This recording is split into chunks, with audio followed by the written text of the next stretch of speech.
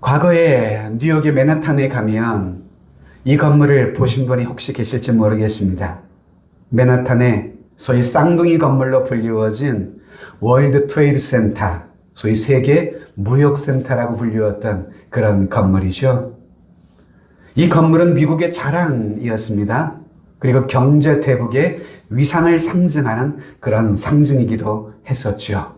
그리고 또 하나는 소위 워싱턴에 있는 펜타곤이라고 하는 이 다이아몬드 스타일의 건물입니다. 소위 국방성이라고 불리는 그런 건물인데요.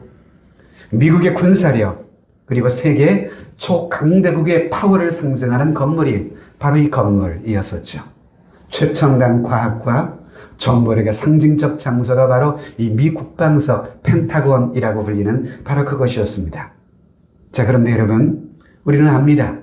돈과 이렇게 정보력의 힘의 상징이었던 이 건물들이 어떻게 됐습니까? 4대의 비행기에 의해서 한순간에 피폭을 당하고 무너져 내렸던 이 사건, 여러분 기억나시죠? 우리는 당시 이로 인해서 가족을 잃어버린 수많은 테러 희생자들의 유족들의 슬픔을 매스컴과 텔레비전을 통해서 볼 수가 있었습니다. 온 세계는 깜짝 놀랐습니다.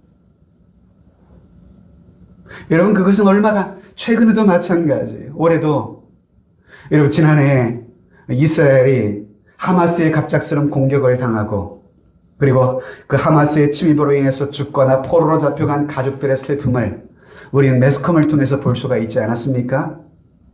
과거 여러분, 월드 트레이드 센터가 이렇게 피폭을 당했을 때 당시 대통령 부시는 전쟁을 선포했어요. 그리고 나중에는 결국 주동자를 결국은 찾아서 여러분 복수했죠. 지금도 여러분 이스라엘도 마찬가지죠. 하마스를 향해서 지금 복수를 감행하고 전쟁을 하고 있는 중입니다. 여러분, 이런 전쟁들은 어떻든가요?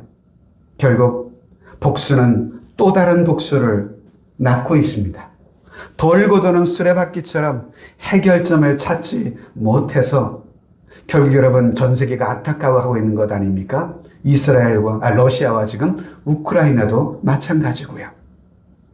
전 지금 중동전쟁, 이스라엘과 팔레스타인의 어떤 분쟁의 뿌리를 이야기하고자 하는 것이 아닙니다. 여러분, 이 중동전쟁은 사실은 정치적이며 종교적인 성향이 뿌리 깊게 자리 잡혀 있는 것이거든요. 이 정치 강의를 하려는 것이 제가 아니라 이런 세계 역사의 흐름을 통해서 우리가 주목해 보아야 할 영적인 교훈이 뭔가 우리가 그것을 좀 보고자 하는 것입니다. 자, 여러분, 우리들은요, 각자가 옳다고 믿고 생각하며 행동하는 바로 그것들, 우리가 생각하는 옳다라고 하는 그것들이 결국 하나님 앞에서도 과연 옳은 일인가? 라고 하는 것을 돌아보아야 할 필요가 있지 않을까요? 여러분, 지금 21세기를 살아가는 오늘 우리 시대는 공정과 정의가 많이 화제가 되는 시대, 그런 시대입니다. 그래서 한동안 베스트셀러 중에 한 책이 소위 여러분 이 책이시죠? 마이클 샌더라는 한 사람이 이 교수가 쓴 책인데요. 정의란 무엇인가? Justice, 정의. 정의가 과연 무엇일까? 여러분, 인간의 공정함이라는 것 과연 얼마나 공정할까요, 여러분? 내가 생각하는 공정이라는 것, 어쩌면 그것이 나 중심적이고 어쩌면 왜곡되고 편협한 그런 공정은 행위 아닐까요? 여러분, 성경에 보면 사사시대라는 시대가 나옵니다. 그 시대는 왕이 없던 시대입니다.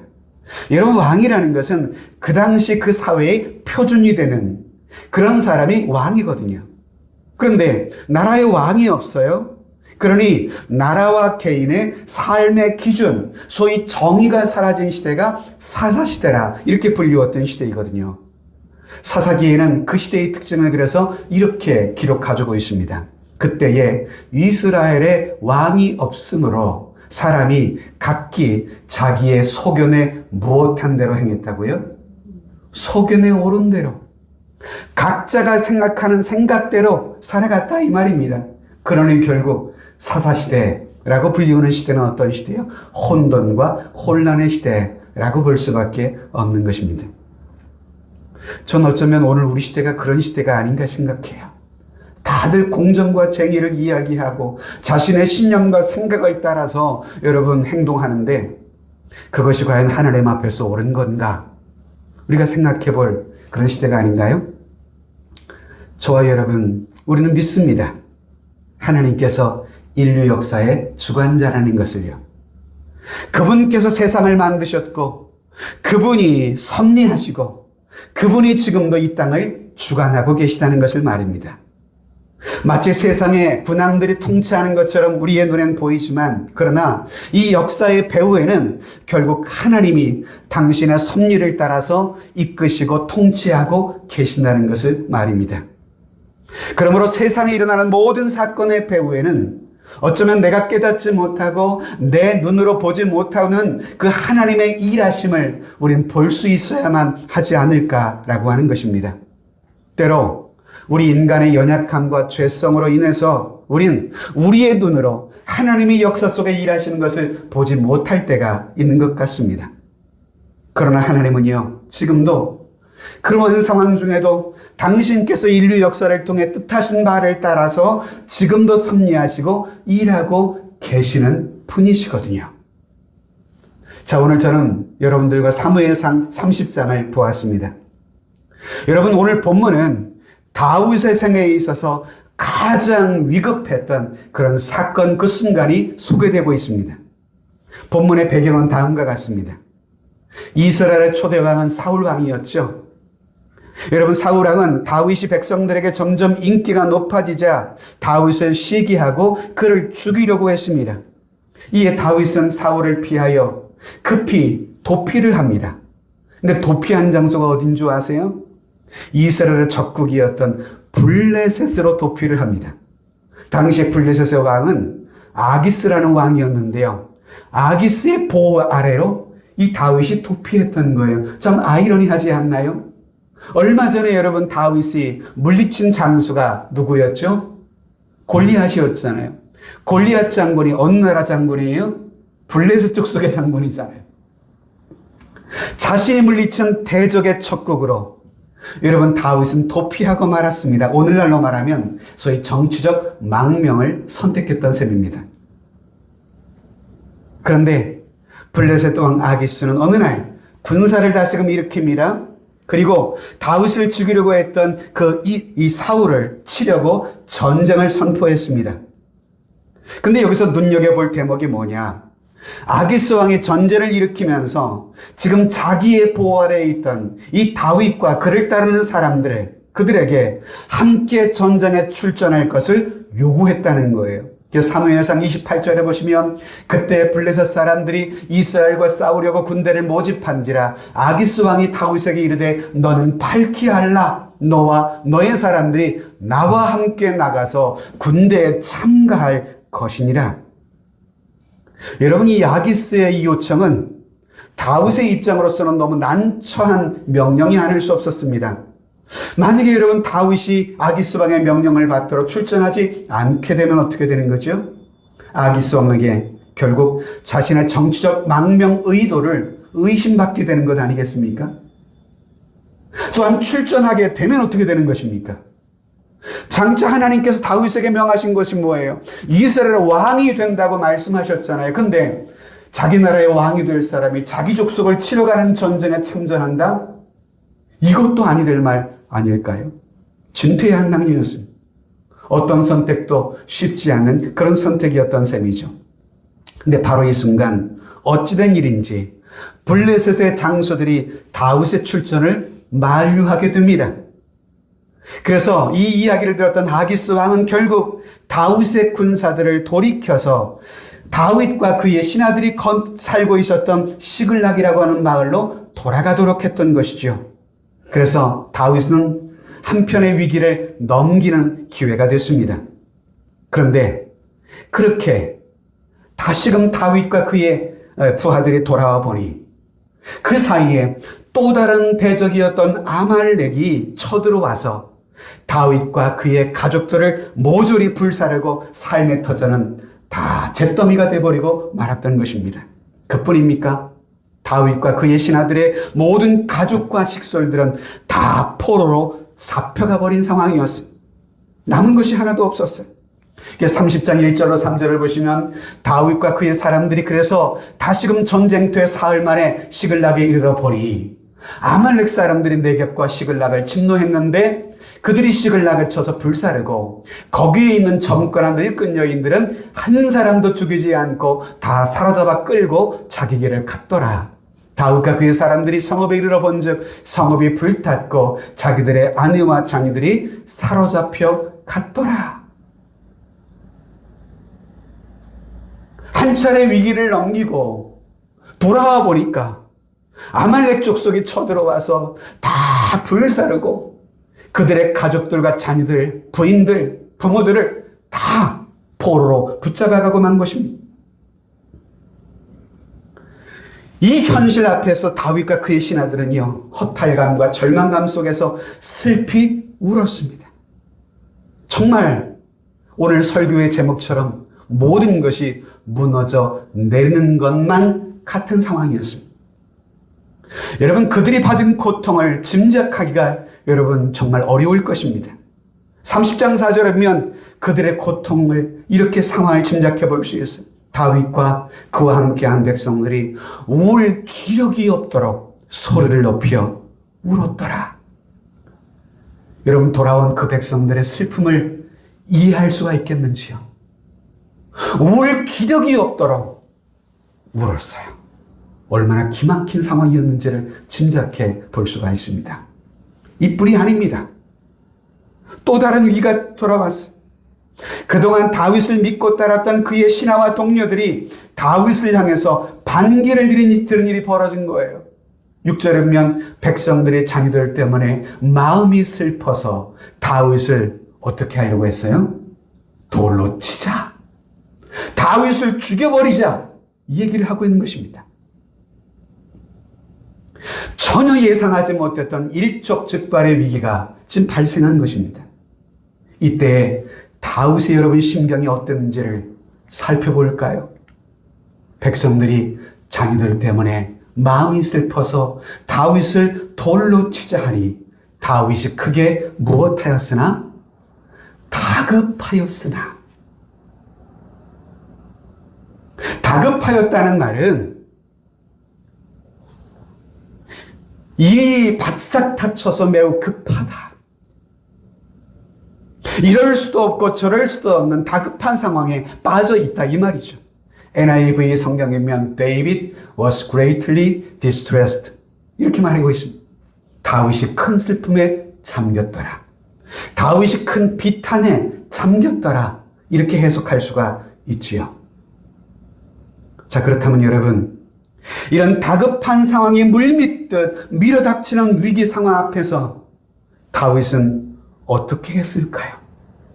모든 것을 다 잃어버린 상황, 그리고 또 그런 상황 가운데 다윗 자신을 죽이려고 시도하고 있는 이 무리들의 모습, 이런 일촉즉발의 위기, 모든 것이 무너져 내리는 것만 같은 상황이 연속해서 다가오는 이런 상황 앞에서 다윗은 어떻게 이런 상황을 극복하며 일어설 수가 있었을까? 저는 오늘 다윗의 모습을 통해서 행여 우리의 삶에도 다가올 수 있는 삶의 위기를 우리는 어떻게 헤쳐나갈 수 있을지를 이런 발견하는 기회가 됐으면 좋겠는 것입니다. 자, 첫째는요, 다윗은 하나님을 힘입고 용기를 얻음으로 인해서 여러분 그 위기를 극복했습니다. 여러분, 세상을 살아가다 보면 누구라도 이처럼 다급하고 비탄한 상황에 빠질 수 있습니다. 그런데 이런 상황에 처할 경우에 많은 사람들은 당황하고 너무 급하게 덤비다가 더 큰 절망과 나락에 빠지기도 하죠. 그런데요, 오늘 본문에 보시면 다윗은 그런 위기의 순간에 여호와 하나님 안에서 힘을 얻고 용기를 얻었대요. 우리 6절 말씀을 같이 한번 읽을까요? 시작. 백성들이 자녀들 때문에 마음이 슬퍼서 다윗을 돌로 치자하니 다윗이 크게 다급하였으나 그의 하나님 여호와를 힘입고 용기를 얻었더라. 할렐루야. 전 이것이 매우 중요하다고 생각합니다.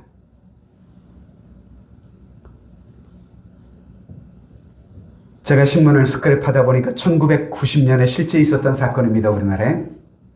1990년 영동고속도로에서 서울행 강원 여객버스가 빗길에서 과속으로 인해서 성강교라고 하는 다리 아래로 추락했습니다. 승객 28명 중에 24명이 사망한 큰 대형 사고였습니다. 이 사고로 인해서 당시 홍천 내면고등학교 불호교사였던 황재인 씨, 이 교사는 자신의 아내와 어린 아들을 한순간에 그 사고로 잃어버리고 말았습니다. 이 교사는 그 고통과 충격으로 인해서 며칠을 목 놓아 울었다고 합니다. 그리고 15일 후에 33살의 나이로 유서를 남기고 이 아빠는 자살하고 말았습니다. 그는 지성인이었습니다. 행복한 한 가정의 가장이었습니다. 청소년 제자들을 가르치는 스승이었습니다. 그런데 그의 삶에 갑자기 몰아닥친 생의 큰 위기 앞에서 스스로 절망하며 그의 생명을 끊고 말았습니다. 그에게 찾아온 위기 앞에서 하나님을 몰랐던 그 사람, 그는 그 위기를 비극적으로 대처하고 말았던 것이죠. 안타깝게 인생의 막을 내렸습니다.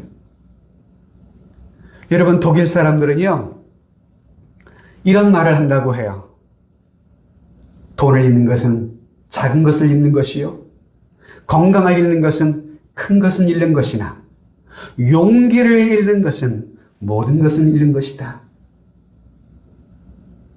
그래서 독일 사람들은 이러한 생각으로 1차 세계대전, 2차 세계대전을 일으킨 원흉 아니었습니까? 그런 전쟁의 폐허 속에서도 그들은 다시금 일어나 오늘날의 경제대국 독일을 재건할 수가 있었다고 합니다. 여러분, 용기라는 것은 스스로 일어서는 원동력인 것입니다. 우리의 삶에 불어닥치는 역경을 이기려면 용기가 필요해요. 가난과 싸우려면 용기가 필요해요. 우리의 삶의 위기를 맞서 싸우려면 용기가 필요한 것이죠. 그런데요, 그 용기란 우리 스스로의 내부에서만 오는 것이 아니라는 것입니다.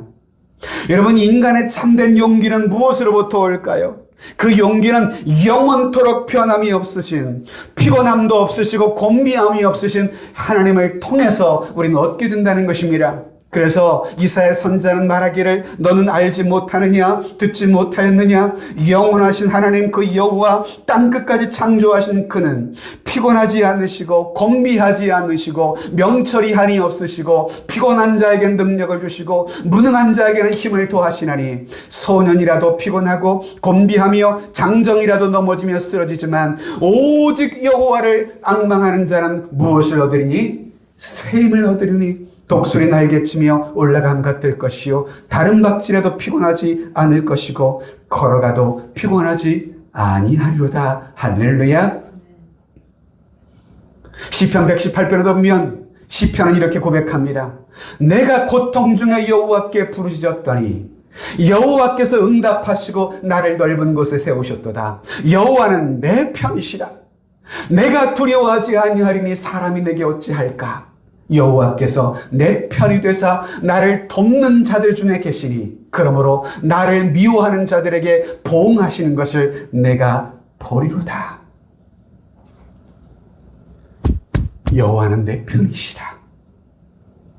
내가 두려워하지 아니하리니 사람이 내게 어찌할까. 믿음의 가족 여러분, 우리 또한 위기에 직면했을 때 낙심하거나 좌절하지 말고 주저앉지 말고 전능하신 이 하나님 앞에 나아가 그분이 주시는 힘과 용기를 다시금 얻는 믿음의 가족들 모두가 될 수 있기를 주님의 이름으로 축복합니다. 다윗은 모든 것이 무너져 내리는 것만 같은 그런 위기의 상황 앞에서 하나님으로 인하여 힘을 얻었습니다. 또한 두 번째는요, 다윗은 기도하여 응답을 받은 후 확신을 얻고 위기를 극복했습니다. 자, 8절을 여러분 보실까요? 같이 읽어보겠습니다. 시작. 다윗이 여호와께 묻자와 이르되 내가 이 군대를 추격하면 따라잡겠나이까 하니 여호와께서 그에게 대답하시되 그를 쫓아가라. 내가 반드시 따라잡고 도로 찾으리라. 다윗은 이런 다급한 처지에서 하나님을 힘입고 용기를 냈습니다. 그리고 슬픔의 자리에 주저하지 않고 다시금 일어났습니다. 여러분, 위기를 돌파해 나감에 있어서 정말 필요한 것은 하나님의 인도하심과 도우심이라는 것을 다윗은 깨달았어요. 그래서 하나님 앞에 기도의 자리로 나아갔던 것입니다. 그리고 묻습니다. 하나님, 이 아말렉의 군대를 지금이라도 추격하면 내가 따라잡을 수가 있겠습니까? 기도했습니다. 물었습니다. 그리고 기도 응답을 받습니다. 여호와께 대답하시되 쫓아가라. 내가 따라잡고 도로 찾으리라.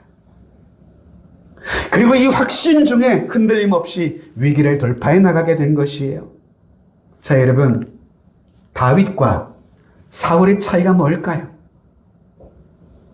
사울도 하나님이 세운 왕이었지만 이후에 다윗도요, 하나님이 세운 왕이었어요. 그러나 여러분, 그 두 왕의 차이가 어디에서 비롯될까요?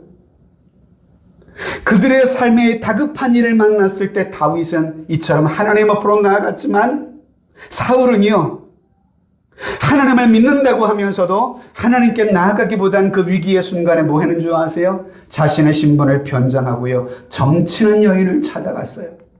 그래서 28장 7절이면 사울이 그의 신하들에게 이르되 나를 위하여 어떤 여인을 찾으라? 신접한 여인을 찾으라. 내가 그리로 가서 그에게 물으리라 하니 그의 신하들이 그에게 이르되 보소서 엔돌에 신접한 여인이 있나이다. 여러분, 이것이 사울이 하나님께 버림받게 되었던 결정적 이유였어요. 결국 이후에 비참한 죽음을 맞이함으로 사울은 그의 생애를 마감하고 말았죠. 성도 여러분, 하나님의 사람은요, 위기 중에 더욱 하나님 앞으로 나아가는 사람입니다. 할렐루야. 마치 12해를 혈루증으로 앓던 여인처럼 예수님의 옷자락이라도 붙들면 내가 나을 수 있다는 그 믿음을 가졌던 것처럼 거룩하신 하나님의 옷자락을 붙들기 위하여 하나님 앞으로 나아가는 사람, 그가 바로 하나님을 의지하는 사람인 것입니다.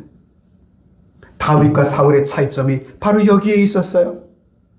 사울이나 다윗 동일하게 위기의 상황에 빠져 있었습니다. 그러나 이 두 왕은 위기 관리의 방법에 차이가 있었습니다. 다윗은 하나님 앞으로 나아가 전능하신 하나님의 옷자락을 붙들었던 반면에 사울은 인간적인 방법으로 자신의 문제를 해결하려다가 더 큰 위기로 빠지고 말았던 거예요. 믿음의 가족 여러분, 여러분들의 삶의 행여 모든 것이 무너져 내리는 것만 같은 위기를 앞에 놓일 때 주님의 옷자락 붙들 심정을 가지고 주 앞에 나올 수 있게 되기를 진심으로 축복합니다. 전 여러분들에게 바라는 것은 문제가 터지고 나서만 나오지 마시고요, 문제가 없을 때 미리 기도하시라는 거예요. 할렐루야. 여러분 자신과 여러분의 자녀의 미래를 위해서 기도에 여러분 열매를 심으세요. 기도의 열매를 심으세요. 또한 세 번째는요, 다윗은 일심단결해서 위기를 극복합니다. 9절 10절 한번 같이 읽어보면 어떨까요? 시작. 이에 다윗과 또한 그와 함께한 600명이 가서 부솔 시내에 이르러 뒤떨어진 자를 거기 머물게 했을 때 곧 피곤하여 부솔 시내를 건너지 못하는 200명을 머물게 했고 다윗은 400명을 거느리고 쫓아가니라. 자, 여기서 보면 이에 다윗과 또 그와 함께한 600명이 가서라는 말이 나오죠. 자, 여러분, 다윗은 이처럼 모든 것이 무너져만 내리는 것만 같은 위기의 상황이 거듭해 올 때에 그는 자신의 사사로운 감정을 버리고 하나님의 영광과 잃어버린 가족들을 찾기 위해 지금 자신을 돌로 치려고 하는 사람들을 설득하기 시작하는 거예요. 저는 이 모습에 저도 한 교회의 지도자로서 감명을 받게 돼요. 어제까지도 자신을 따르던 사람들 아니었어요? 근데 자신의 가족들이 다 잡혀가고 잃어버렸다는 것 때문에 자신을 돌로 치려고 하는 무리들 아니었어요? 근데 그들을 설득하는 거예요. 내가 기도해 보았다. 하나님이 이렇게 응답해 주셨다. 그러니 우리가 낙심과 절망에 빠지지 말고 저 아말렉 족속을 추격하자. 그리고 우리의 가족들을 다시금 되찾아와야 되는 것 아니겠느냐? 전 다윗에게서 지도자의 커다란 아량과 설득력, 포용력과 융화력, 그리고 추진력을 배울 수 있게 되는 것입니다. 전 진정한 지도력은요, 융화력과 친화력에 달려있다고 생각해요. 그래서 전 이 나라의 대통령을 위해서 기도해요. 나와 다른 사람들도 함께 포용할 수 있는 지도자가 되면 얼마나 좋을까? 전 여야를 떠나서 여도 야도 마찬가지예요. 저는 노무현 대통령 때도 전 그렇게 코드가 맞는 인사를 단행했던 그분의 스타일을 보면서 한편 안타까웠어요. 그게 좋은 건가요?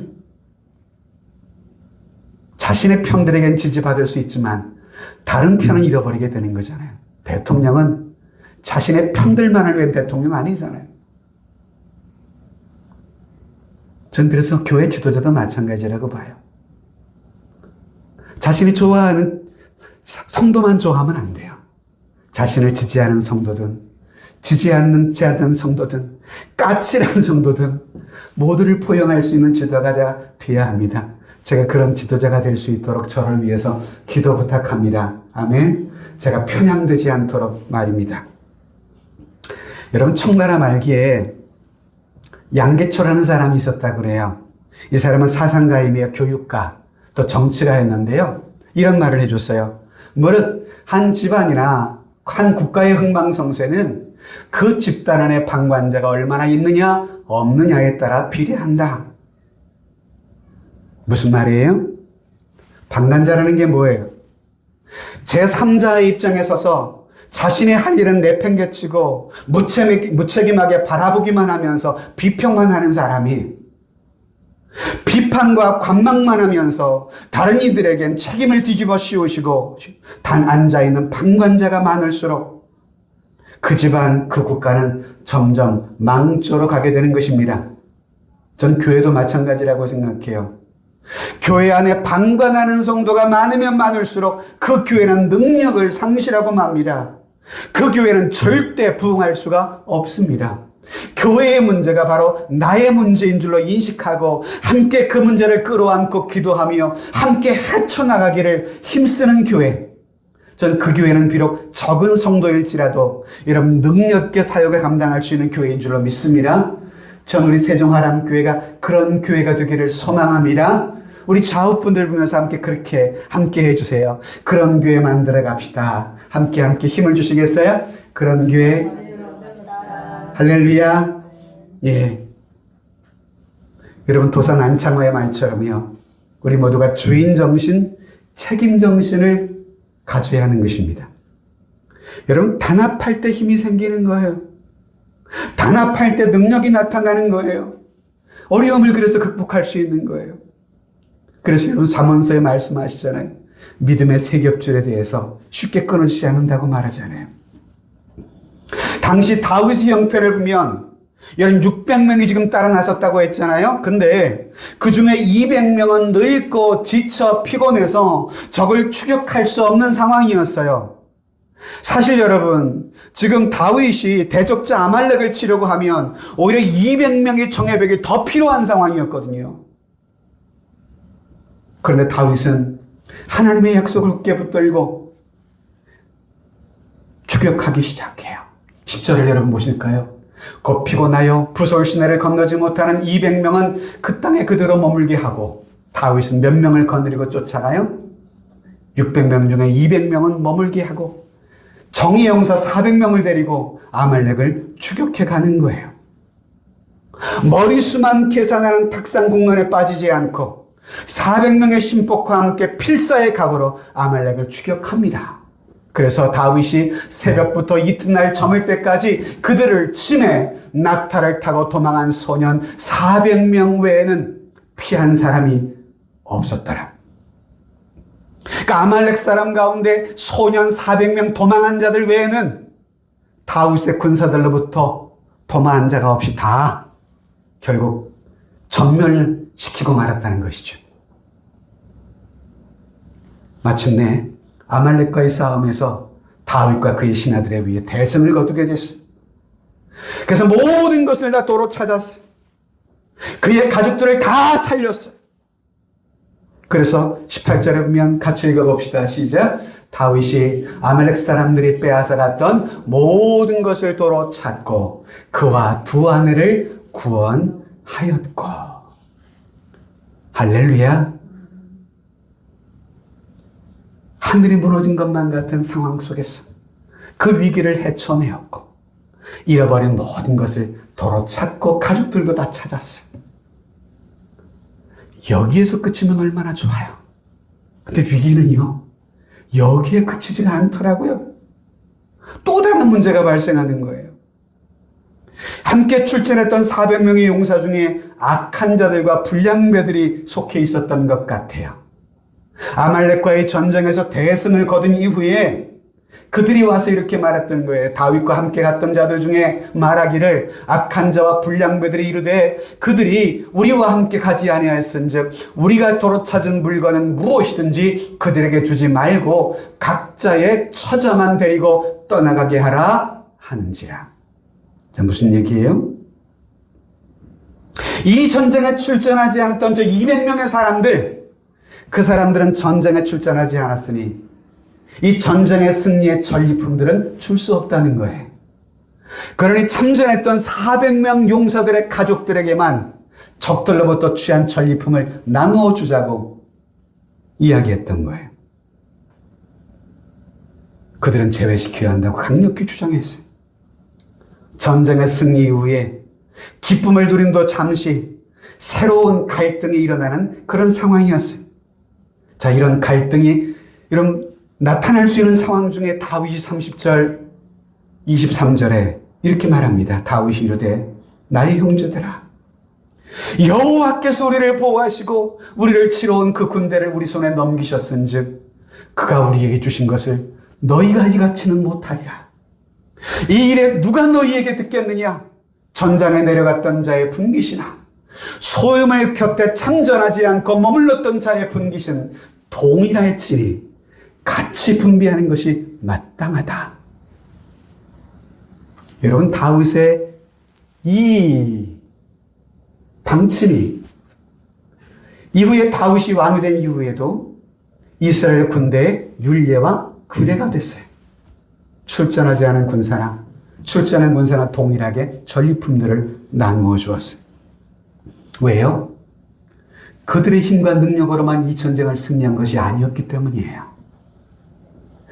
하나님이 우리를 보호하셨고 하나님이 저들의 군대를 우리에게 넘기셨기에 우리가 승리할 수 있었기에 어떻게 우리의 힘과 능력으로만 이 전쟁에 승리한 것처럼 출전한 사람만 전리품을 줄 수 있겠느냐라는 것이 다윗의 생각이었어요.